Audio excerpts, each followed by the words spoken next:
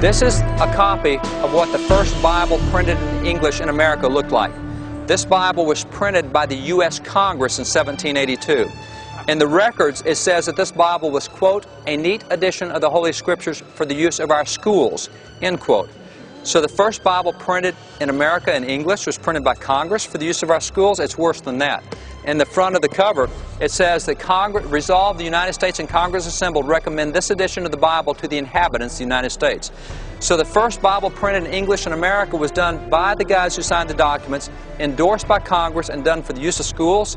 And we're going to be told that they don't want any kind of religion and education. They don't want voluntary prayer. No, it doesn't make sense. This document by itself is fairly significant. But in 1830, Congress commissioned these four paintings over here to recapture what the official record said was the Christian history of the United States.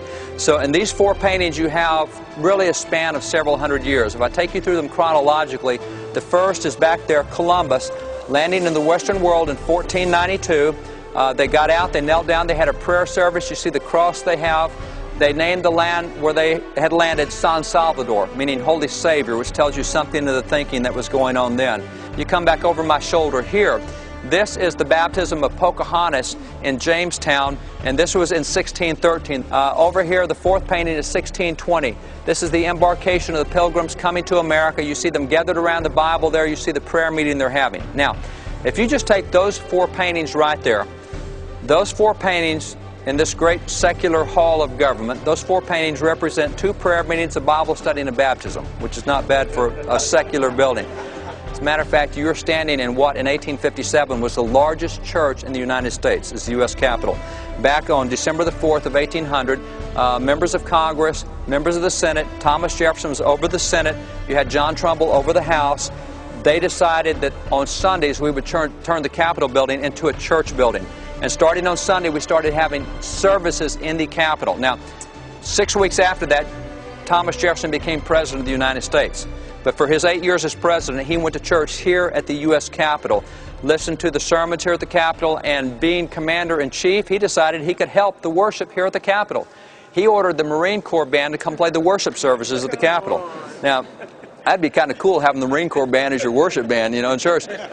That church went for the better part of a century, and by 1857 there were 2,000 people a week that went to church in the hall of the House of Representatives. In addition to that, there were four other churches that met at the Capitol. First Congregational was their church home, as was First Presbyterian, as was Capitol Hill Presbyterian. Churches met here. There was nothing secular or seen to be secular about this building until the last 30, 40, 50 years. I'm revived. I feel different. I feel that I'll go home and know how to pray. Last night we walked around the Capitol. I spent more time crying and weeping listening to Brother David as he spoke about our government and the documents that he held up. And I said, Lord, I says, how can I be used? The David Barton tour of the Capitol, that was awesome. It was enlightening. It was awesome. There was so much that I didn't know. It opened up our eyes where the media will only give you one side, but we got to see what America was built on. And even though we knew it, we got to see in depth. And just the information that he gave us, it blew my mind. Though I've lived in the general area for over 20 years now, I'd never been inside the Capitol before. I'm within 2.5 hours of the Capitol.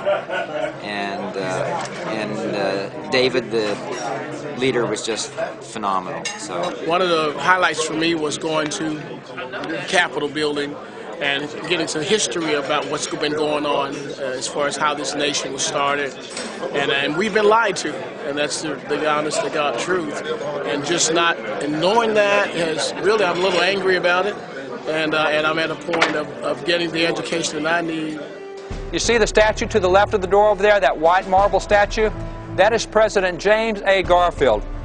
President Garfield was one of the young major generals in the Civil War.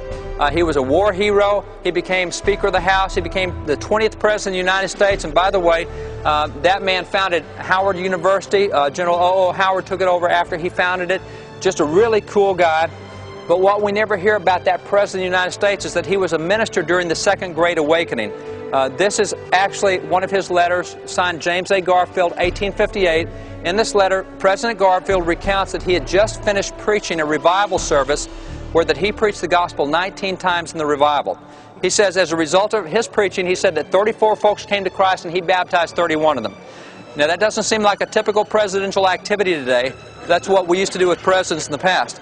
Again, you'd walk through, you'd see that statue, you'd think, oh, there's a president. You'd never think there's a minister.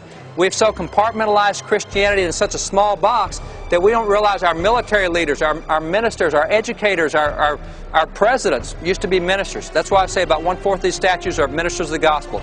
The church has been silent. It's been a real eye-opener to see, the forefathers of our faith in this country, how they engaged the culture. They had a positive impact on the culture, and really we're all the beneficiaries of that generations later. Now, if you come back to these guys right here, these 56 guys right here are the ones that create all the problem with religious expression in public today. You see, every time we go into a public setting or a court case, and what's happened is we've all been trained to recognize the two least religious founding fathers. We can all find Jefferson and Franklin, and everybody else was just like them. Really? I mean, most people have no clue that Jefferson started church in the U.S. Capitol, that it went for a century. Most people have no clue that Thomas Jefferson in 1803 negotiated a treaty with the Kaskaskia Indians in which Jefferson put federal funds to pay for missionaries to go evangelize the Indians and gave federal funds so that after they were converted, we build them churches in which to worship. And that's our least religious founding father, okay, which tells you something about the others. Out of the 56 guys who signed the Declaration, you have 29 who held seminary or Bible school degrees. My first visit to FRC was that of going through the Capitol tour with David Barton. And that changed my life, because in that tour, we learned and found out things about this nation and the founding of this nation that are wholly and strictly Christian from the Bible. And you need to know that. You need to hear about that. So I encourage you, make FRC a destination. The Family Research Council has given us pastors a voice that goes way beyond our pulpits.